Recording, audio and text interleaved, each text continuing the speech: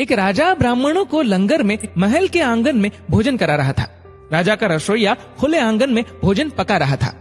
उसी समय एक चील अपने पंजे में एक जिंदा सांप को लेकर राजा के महल के ऊपर से गुजरी। तब पंजों में दबे सांप ने अपने आत्मरक्षा में चील से बचने के लिए अपने फन से जहर निकाला। तब रसोइया जो लंगर ब्राह्मणों के लिए पका रहा था, उस लंगर में सांप के मुख से निकली जहर की कुछ बूंदें खाने में गिर गई। किसी को कुछ पता नहीं चला। फल स्वरूप ब्राह्मण जो भोजन करने आए थे, उन सब की जहरीला खाना खाते ही मौत हो गई। अब जब राजा को सारे ब्राह्मणों की मृत्यु का पता चला तो ब्रह्म हत्या होने से उसे बहुत दुख हुआ। ऐसे में अब ऊपर बैठे यमराज के लिए भी ये फैसला लेना मुश्किल हो गया कि इस पाप कर्म का फल किसके खाते में जाएगा।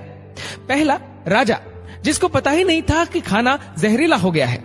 दूसरा, रसोइया जिसको पता ही नहीं था कि खाना बनाते समय वह जहरीला हो गया है।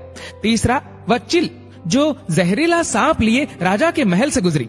चौथा, या वह सांप जिसने अपनी आत्मरक्षा में जहर निकाला। बहुत दिनों तक ये मामला यमराज के लेखे जोखे में अटका रहा। फिर कुछ समय बाद कुछ ब्राह्मण राजा से मिलने उस राज्य में आए और उन्होंने किसी महिला से महल का रास्ता पूछा। उस महिला ने महल का रास्ता तो बता दिया।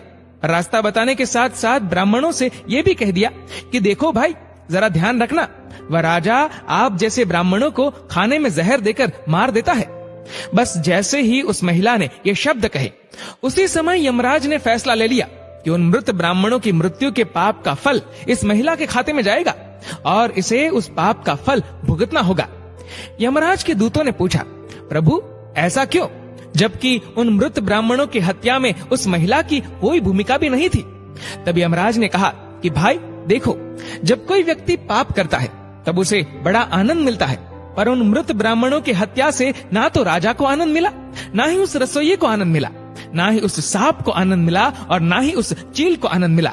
पर उस पाप कर्म की घटना का बुराई करने के भाव से बखान कर उस महिला को जरूर आनंद मिला। इसलिए राजा के उस अनजाने पाप कर्म का फल अब इस महिला के खाते में जाएगा।